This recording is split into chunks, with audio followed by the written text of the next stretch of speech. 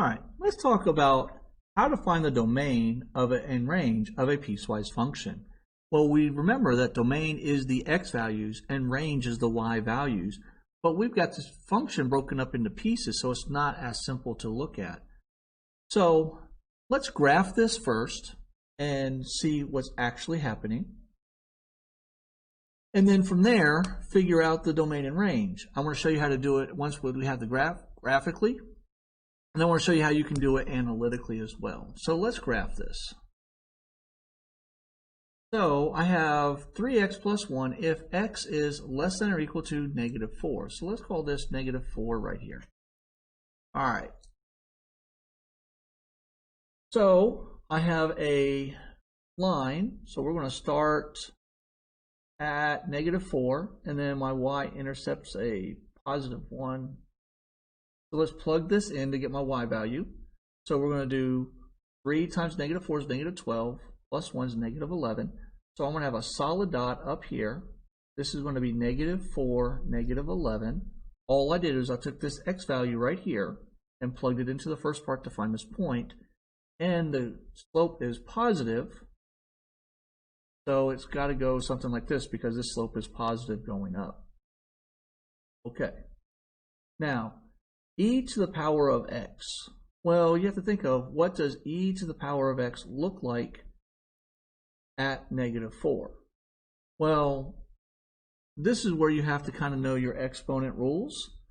And we'll do a little side note here. E to the -4 really is 1 over e to the 4th power, which is a really small number. Not really small, but it's a pretty small number, really close to 0.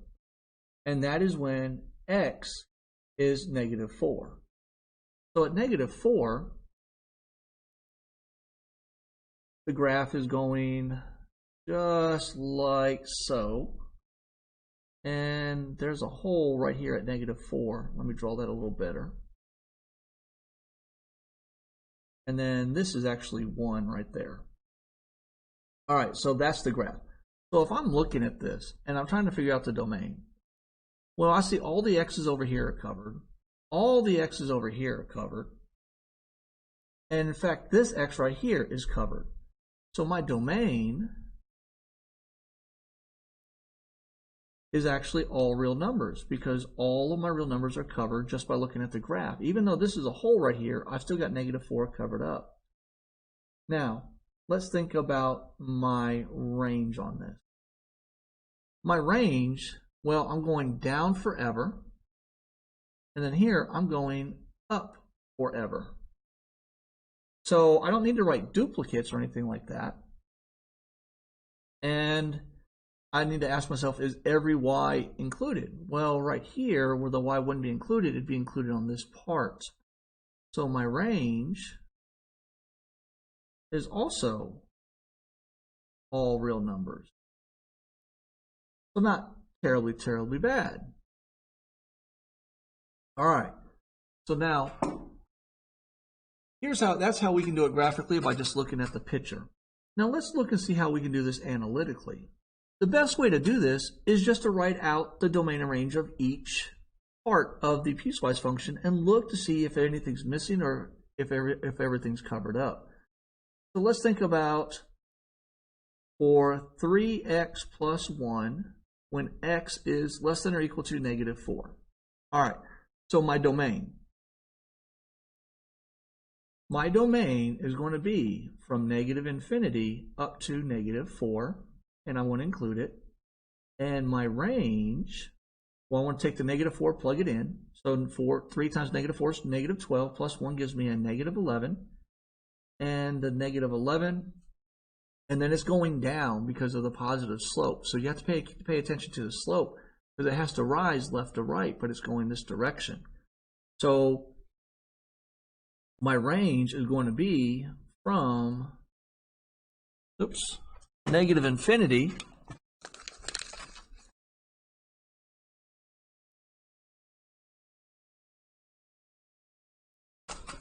my range is going to be from -infinity to -11, which makes sense. If you just look at just this part of the graph, we're going down forever on the y's, we're going out forever towards the negative x's, and then we're stopping at -4, -11. So that actually makes sense. So let's look at the domain and range of the second part. So e to the power of x when x is greater than -4. All right, so let's think of the domain. Okay, so my domain, this negative is going to be an exponent. That means it's always going to be positive. And there's no way to make this 0. So my domain of this is going to be from 0 to, no, not from 0. We're going from -4 to infinity. I'm thinking of the regular e to the x graph. It's going to be from, we're going to not include, not include -4, and we're going out to infinity, and we can't touch it. And then my range, well, if I look at my range here, I need to plug in to get my y value into my x. So my range is going to not include 1 over e to the 4th, which is just a number, and it's going to go up to infinity. All right, so now let's just look. You might need to know that 1 over e to the 4th is a really small number and it's close to 0. That's why it's down here.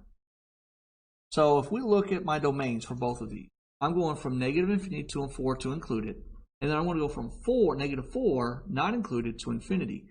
So there's no overlap that I have to ignore. There's also no number that's missing. So my domain with no numbers missing is from -infinity to infinity. So let's look at my range. I'm going from -infinity to -11.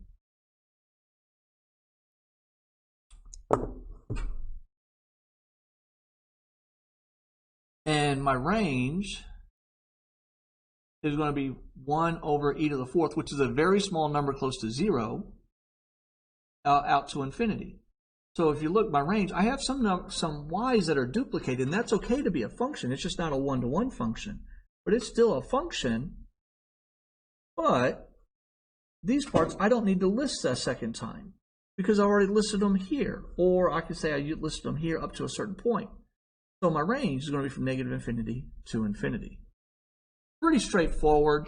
Having to use a lot of basic algebra 1 skills to kind of pick these apart.